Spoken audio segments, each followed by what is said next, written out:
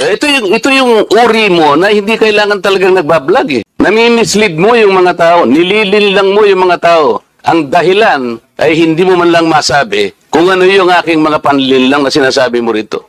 Alam nyo, napaka-intellectually dishonest netong si Marcoleta. Alam nyo kung bakit? Kami ho mga content creator, mga kotsero, libo-libo ho ang aming vlog. For example, ako sa isang araw, 2 beses ako nagbablog. 6 days a week. Tapos itatanong mo sa akin something very vague.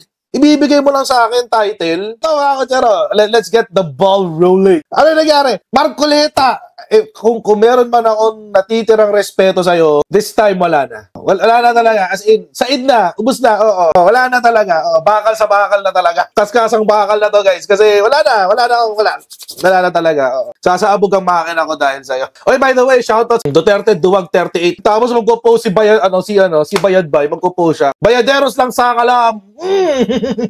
Sa kalam, di kayo parang sa hearing. Duwag 38. Pag-usapan natin to si Kong Marcoleta. Alam niyo mga kutser, kinain lahat ni Marcoleta, lahat ng insulto niya kay Paduano, kinain niya lahat today. Ano hong lasa ng suka nyo, Kong Marcoleta? Magpapa-contempt, hindi pala siya member ng committee. Tapos nagmakaawa kung meron mga kaisa ko sa paninindigan. May ganon! Hanapin ko lang ulit yung video. Panoorin na nga natin kasi lalo na sa mga hindi pa nakakapanood. Kasi naptrip talaga eh. Habang umpisa pa lang. Oo. Let me set the tone. Kasi nakakatawa din si SMNI. Alam niyo rin talaga na fake news si SMNI. Dapat talaga in-invite nyo si SMNI. Mga members of the Congress, next time po pakisama si SMNI sa inyo pong hearing. Kasi, tinan niyo yung sabi ni SMNI. Abogadong vlogger na tameme ng sitahin ni Kong Rodante Marcoleta. Dahil sa malisyosong vlog nito. Tameme daw. Teka nga, pupuntahan natin ang kwento. Ayan, naset ko na yung context. Game. Hindi basta-basta. Kahit nabirahin mo, parang may lisensya ka na. Parang ganun sinasabi mo. Pero pag private, talagang kinakailangan may malis ka agad yun. Siguradong. Kaya lang nung ikaw ay nag-vlog, ito yung title ng vlog mo sa akin eh. Huwag maniniwala sa pakulo at panliling lang ni Marcoleta. Ano ang panliling lang ko, attorney? Public figure ako, pero kailangan malaman ko sapagkat dito lang may malis ka na eh. Una, hindi mo ako kilala, ikaw hindi rin kita kilala. Pero dito lang sa title na title pa lang. Huwag maniniwala sa pakulo at panlilin lang ni Marcoleta. Attorney, kahit kailan wala akong nilinlang na mamamayan ng Pilipinas. Wala kang karapatan na akusahan mo ako ng ganito. Kung ang pinag-uusapan ay gusto mo lang ma-informahan ang mga nagpa-follow sa'yo kung sino-sinong maraming nagpa-follow. Pwede mo ba sagutin ito muna? Ano yung panlilin lang na sinasabi mo rito? Marami na po kasi akong naging hindi ko ano yung particular na. Ito pakikita ko sa'yo, ayan Hindi ko po alam kung anong particular doon na. Attorney, gumawa ka ng vlog. Yes po, ako pong responsibilidad mo sa public ito, lalong-lalo na yung naniniwala sa'yo. Hindi ako maniwala kung paano mo silang napaniwala. Pero itong sinabi mong ito, may pakulo ako at panlilin lang. Ito yung sagutin mo. Hindi ako naniniwalang hindi mo naalala ito. Mr. Chair? Go ahead. Actually po, dun yata yan sa rally ng Iglesia ni Cristo na naging subject din ako po ng programa ninyo sa yung 2 pong kasama Honorable Congressman Marcoleta. Ako po yung naging subject nyo doon ni Saganang Mamamayan.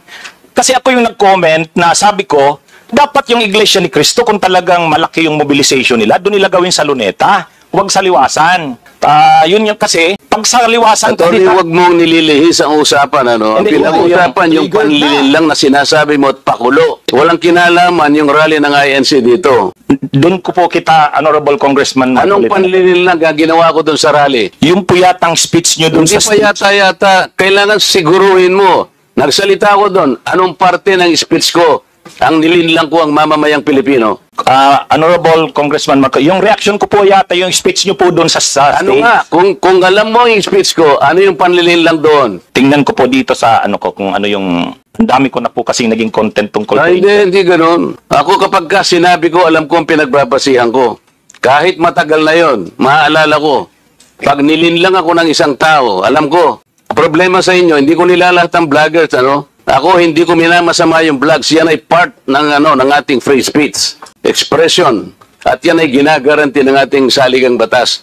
Totoo naman na kapag ka-public figures, hindi dapat balat sibuyas. Hindi kagaya ng balat sibuyas ni Kong Barbers. Alam ko yan. Pero hindi nangangahulugan Kailangan i-establish ninyo. I-establish mo. Ikaw ay abogado pa rin, kagaya na sinasabi mo, nagtuturo ka pa sa isang reputableng institusyon. At pagkatapos, tinatanong ko lang ngayon, ikaw ang nagbablog, oh. Basta po tungkol po talaga yung naging topic ko po kayo tungkol dun sa rally ng Ano ANC. nga yung sinabi ko sa rally na nanilang ako ng Pilipino? Wala ka man lang maisip? Ito yung uri mo na hindi kailangan talagang nagbablog eh. Nami-mislead mo yung mga tao, nililin lang mo yung mga tao. Ang dahilan ay hindi mo man lang masabi kung ano yung aking mga panlilinlang na sinasabi mo rito. Pakulo at panlilinlang. Hindi ganyan yung mga vloggers na kilala ko. Yung mga vloggers umaatake rin sa akin pero hindi ako balat sibuyas. Sapagkat may basihan ang kanilang sinasabi. Yung pinag-uusapan siguro namin dito. Gusto lang niyang tingnan siguro kung ano yung mga seeds ng mga aming pinag-uusapan dito. Hindi ako balat sibuyas, pero ito, wala akong makitang panlilang na ginawa ko sa ating mamamayan. Ikaw, ang lakas ng loob mo na mag-vlog. Abogado ka pa naman. Wow, personalan. O ano? Oh. Gusto, panoorin ko po mamaya itong ano, kung ano Ayun ang hirap sa atin, specific. Mr. Chair eh. Alam nyo, napaka-intellectually dishonest netong si Marcoleta. Alam nyo kung bakit? Kami ho mga content creator, mga kotsero, libo-libo ho ang aming vlog. For example, ako sa isang araw, 2 beses ako nagva-vlog. Araw-araw, 6 days a week. Hindi pa nga araw-araw. Sabi 6 days a week. Tapos itatanong mo sa akin something very vague. Ibibigay mo lang sa akin title. Sana ikinuwento mo na rin sa akin, nag-due diligence ka na.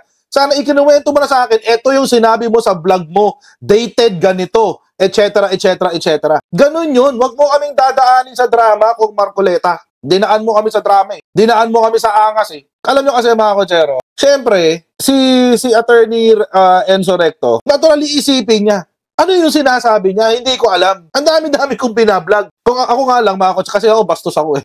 Malamang na-contempt na ako ni Marcoleta kung ako sumagot dyan. Kung ako sasagot dyan, sasabihin ko sa kanya, Congressman, if you would indulge me, Your Honor, can you state to me the date, the time, and the specific vlog that you're referring to so I can go back and check the things that I have said about you? Kasi malamang sa malamang, ibabalik na sa akin, vlog mo yan, hindi mo alam. Sasabihin ko sa kanya, with due respect, Your Honor, marami po akong vlog na ginagawa. Marami po akong kinokomenta na tao, hindi lang po ikaw. Konting suplado lang ng konti. Ano po kasi, Isip-isipin mo, bigla ka na lang gagawa ng isang vlog na ngayon ay tatanungin kita ng diretso, wala ka man lang masabi, kahit isang panlilin lang. At ang inaakala mo, baka sakaling doon sa rally. Ibig mo sabihin, naharap ako sa rallyng pagkalaki-laki para manlilang lang ako ng mamamayang Pilipino? Hindi ka karapat dapat na abogado eh. Hindi ka dapat magturo sa Ateneo. Wow! Sinasabi ko sa iyo ngayon, ako hindi ko inaukusahan ng mga vloggers. Ginawa mo Kahit masasakit ang sinasabi nila, ngunit merong basihan. Meron silang pinagmumulan na basihan. Kaya ko na lang siyang itolerate, Mr. Chair, yung babaeng yun eh. Pero ikaw, attorney, dahil sa attorney ka, yan ang sinasabi mo, at nagtuturo ka pa sa isang reputable institution, dito lamang sa title mo eh. Huwag maniniwala sa pakulo at panliling lang ni Marcoleta.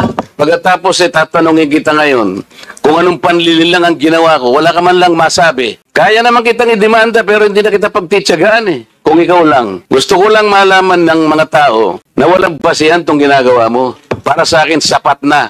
Nakabayaran sa'yo. O total, hindi na siya makakibo, Mr. Chair. Tatigilan ko na siya. Yun, so inaanap ko po talaga yung yun yata yung sinasabi ni SMNI na natameme hanggang doon lang. Kaya kayo dyan sa SMNI, mga sinungaling talaga kayo eh. 18 minutes tong video, wala pa tayo sa kalahati. O kakalahati pa lang natin, o nasa 9 minutes pa lang tayo. 18 minutes pa lang tayo, nandiyan pa lang tayo sa kalahati o 9 minutes. Hindi pa tapos, meron pa. O, ngayon, papatapusin natin. Para masopla natin si SMNI, masopla din natin si Marcoleta. vlog ko na yon kung tungkol saan. So nakita ko na po, October 21 pa po pala yon, 2024. Hindi nyo sinama yung sagot ni Enzo Recto. You call that intellectual dishonesty. Maraming ganyan, pati mga aso ni Libayan, ganyan. Mga intellectual dishonest, pretentious, self-indulgent, hypocrites, imbeciles. Ganon. Ang dami. Kakasulat ko lang sa kanila eh. May post kasi si Honorable Congressman Marcoleta, ang post niya, yung tungkol sa pagbisita niya sa Naga. Taga-Naga po kasi ako, nakipagkita siya kay former Vice President BP Leni. So ang post ni Honorable Congressman Marcoleta, na yun yung mark ng pagiging statesman. Kasi siya, hindi siya kay Duterte, kay Marcos, kay Lenny, para sa kanya unity. Unity. So yung topic ko, huwag padadala sa pakulo at panlilinlang ng Anong Marcoleta. panlililang doon? Yun nga Diretsuhin po, mo. explain ko yung sinabi Di pa ko. tapos, Kasi maghintay ka. opinion ko po ito. Sabi ko, Oo nga, hindi panlilinlang yon.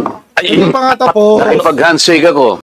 kaya nga, ang Sinabi ko, unity begins. sabihin ko lang po Handshake. yung sinabi ko doon sa vlog ko. Hindi, panlilinlang ba yun? Ang Hoy, mga DDMs, hindi nyo ba ang alaga nyo? Siya na ba ang bagong Paduano? May pumalit na sa trono ni Paduano at ang pangalan niya ay Marcoleta. Alam nyo mga kotsero, ito yung actually meron isang bagay kanina sa hearing na hindi ko nagustuhan. Na sana sa susunod na hearing next week ay maitama ng mga nasa Congress. Nadidistract yung mga interpellators sa vlogger at saka sa content. Dapat ho kasi mapaghiwala yun eh. May mga pagkakataon kanina na pinaghahalo nila, ginajudge nila yung vlogger base sa kanyang content. Para sa akin ho, mali ho yun. Kasi kapag ganun ho ang ating pananaw, mangyayari po yung nangyari dito kay Attorney Enzo Recto.